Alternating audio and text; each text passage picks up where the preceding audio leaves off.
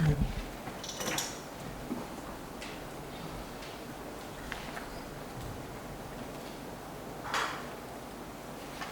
everyone. Today we are going to discuss our last and final topic. I have looked at the course and the last assignment, and I also looked at the theme related to it, and I thought it was not the good enough theme to end the course upon. So I just tried to decided to add to it and to talk about one of the most important themes in modern journalism when it comes to international journalism. We are living in an era where international correspondence is not dying, but it's not that much importance for many reasons. One of the reasons is naturally the technological advancement in the world and the blurring of boundaries between social media and mainstream media, citizen journalism, threats to life and security of international journalists, the retribalization of the world where each and every country is trying to control the narrative.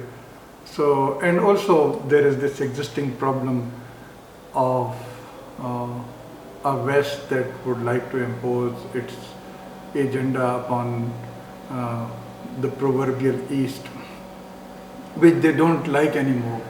And also the rise of national media structures, like in Pakistan you see more than 100 television stations, and these televisions are building a narrative of their own, like in India also.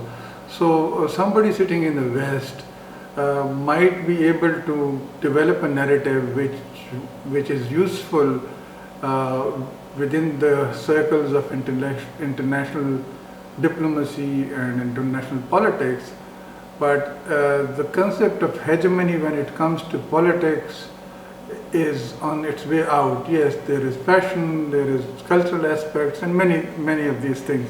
Rather, the cultural interaction is becoming a two-way street where the West and East are just cooperating with each other in learning more about themselves, like the cuisine, for example, the way we dress, and even language and many things where we are kind of developing a global outlook. So where are we right now?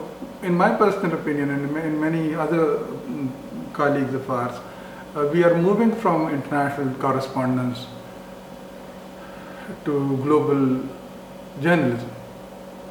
And we are more aware of the fact that journalism is part of the bigger communication system that is globally homogeneous at the one and on the one hand, and also it's quite variegated on the other. So the role of international journalism as what we call the news brokers is not that important anymore. So what are we doing right now? From international correspondence to global journalism, and from international communication to global communication structures. So, like, it was also a very difficult beat to follow, because the saying that information is power, and which also goes into the saying that information is a weapon.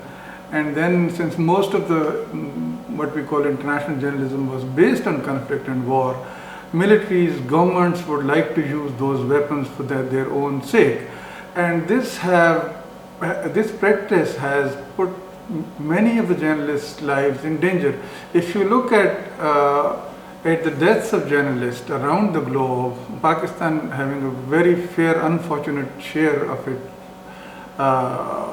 in the whole process during the last 40 years or more, is at a receiving end. And all these journalists, if you look at all these journalists, they died because somebody knew that information is power. They didn't see the job that we do as international journalists or journalists as our professional duty, but they just wanted us to be their mouthpieces, their spokespersons, and failing to do that has cost many people their lives. People in Pakistan, journalists in Pakistan, journalism students in Pakistan know how dangerous it is to do journalism. For the Western world, things happen to them when they come to this part of the world. They also have a way out because they just leave, and some of them dare to stay and pay the price. Some are successful in getting their stories and they are lauded, but Pakistani journalists and many journalists in the developing world die unmourned. The only people who miss them is their families and their friends, their colleagues. I can just cite examples, many. There are many people that I know personally who died. I don't think that the international media system will ever respect them in the way they respect a Western journalist dying, because to them, our guy died in his own country, so their guy visited our country and died, so we are somehow responsible for his death.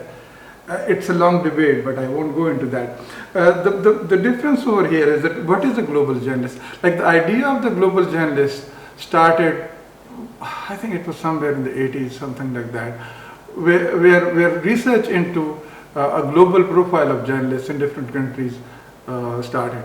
And there was a book named The Global Journalist, Weaver Wilhoit book, which was very good, which had kind of 21 profiles of different journalists in different countries. So we began to understand how does it look to be a journalist in another country, what are the pros, cons, job challenges, perks and privileges, and what are the stories that we discuss. Most of the time, that book didn't deal with the stories, but with the working conditions and things like that. But that was kind of a beginning into understanding global journalism. Now where we are right now is that we are looking at global journalism versus the traditional international journalism in a perspective. Like global journalism, like international correspondence was about power, and that's why it was dangerous to do the job. It was about serving your own country. Somehow nationalism and patriotism seeped into international journalism. It was part of the colonial legacy, and then it went on and on. But global journalism, on the other hand, is not power, it's about service. So, but the question is, what kind of service will a global journalist provide? The themes that we discuss are global. Now, here are two perspectives. One is right in front of me, and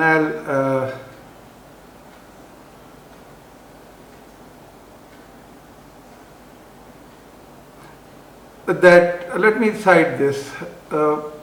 The cartoon controversy, flu epidemic, and climate change call for new ways of analyzing news. The point of departure is that news media content seems to be becoming more and more deterritorialized, involving complex relations and flow across national borders and continents. In a globalizing world, news and on politics, ecological processes, agriculture, etc., could thus become endowed with a global outlook on social reality, something which has by tradition only been associated with financial news. This is kind of a short description of how it is. This is one way of one way of analyzing, like, when did it start, like the cartoon controversy and things like that. But I think it's kind of an organic development of amongst journalists, that when they visit spots where there are troubles and there are things going on that are not good, and they report them, and they can't report the whole truth. And then there are many stories that are missed, and journalists know that these are important stories, but they can't because their organizations are not interested. And this has developed a kind of a fraternity, or whatever we call that. I'm not saying fraternity in a gender sensitive manner, but we say that unlike the national parochial patriotic ideas behind international correspondence, most of the time, we should face the truth that most of the time it was doing like that. The thinking in global journalism is different. It's about the global journalist has a global perspective. So most of the journalists who are trying to practice global journalism are not thinking in terms of soft power. So they are not thinking in soft power. They are thinking in giving news which is borderline advocacy, and that's where the problem begins. Because many people think that they are doing advocacy. They are just looking for certain causes to, and it's something that non-profit organizations or INGOs should be doing, like environment, poverty, human resources, human rights, safety and dignity, human dignity, and themes like that. These are kind of very broad themes that earlier were not considered as topics for journalism. These were not topics for reporting. But things did happen in our recent past. One of the biggest events, I think, is the Panama Papers. When the Panama Papers came out, and I refer to it so very often, because Panama Paper was first and foremost, for the first time, it was an effort where journalists around the world, like 250 journalists, started working together on a theme which included many countries, many parts, and it was about, and the country that dealt with it, no person from that country was part of it. Like no German politician, I think, was part of the Panama Papers. And then they got a news, and they got some data, and the data was huge. And there they just decided to let go all the norms, like as Wolfgang Krach says in his TED talk, that they invited data analysts, and data analysts were paid more than journalists were earning. Normally you don't do that. And then they kept it a secret within their own newsrooms, and brought in 250 people from other countries, and also went into a collaboration with the international what we call the International Consortium, I think, of investigative journalism, journalists. And they worked on a story for many months, and then they decided to publish the story around the globe at one and the same time. And that story was published with global impact. And the journalists who did those stories, some of them met very tragic ends. Some are still being hunted. But this was for the first time, I think. There might be individual examples earlier on, but this was for the first time that journalists united to serve a human purpose. They didn't bother about the story, how good the story is, and whether it will sell. They just did a story. And it was not that they did a story which couldn't sell. They did a perfect story which just sold everywhere. So we see that the art of storytelling also changed with the Panama Papers. And this is an ongoing effort.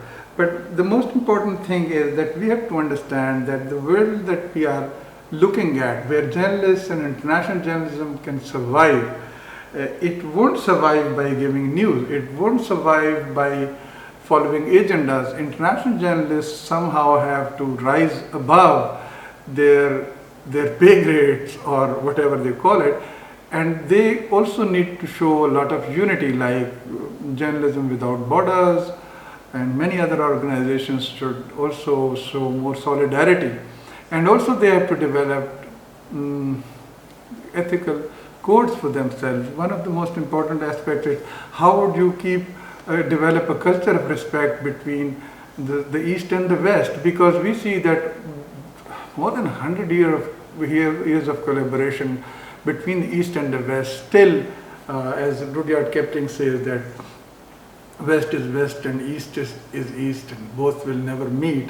The journalists don't meet. Like the Western journalist remains kind of a big shot, and the other guy is kind of a disposable instrument in gathering information. That has to change also if we want to work on themes that are global. And also we have to develop a new art of storytelling, like making local global. Like I mentioned so many times that when you do a story on Lahore, on corona patients right now, so you connect it to the world, you make it global. Like there might be things that are of global importance, and you have to develop this sense. The earlier idea of nose for news is no more valid. And also you have to make global local. Like you have to pick global stories and localize them, that people, and connect them to local realities. There are themes that are discussed, like peace journalism, for example. Peace journalism is a slowly moving tradition. Like it was bitterly criticized as advocacy, and people said that it's not objective and it's kind of it's more of a campaign.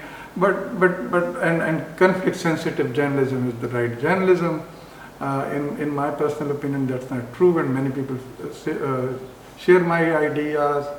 And we did a research also where we thought, what do academics and journalists think about it?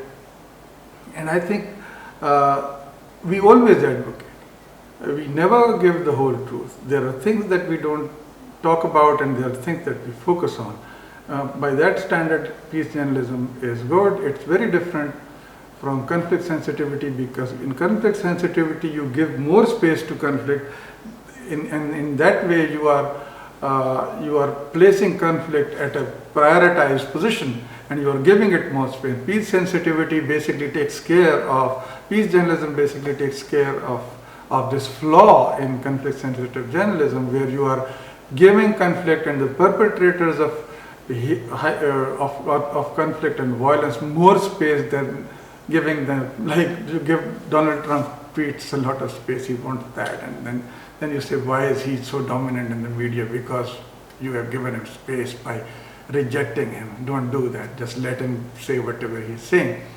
In the same way. And also there are other themes like solution journalism, where your journalistic responsibility doesn't end with stating what's there, but you rather try to give solutions, and these solutions are not local. Most of the time solutions to local problems could be sought in other countries, and I think there is need for a organization that caters to those needs, that shares information. There are organizations, like when you come to environment and ecology, corruption, many areas, there are news organizations that cater to those needs, but it needs to be a lot more vigorous than it is right now. So that's it for our course for international journalism. I hope it's useful. Thank you very much.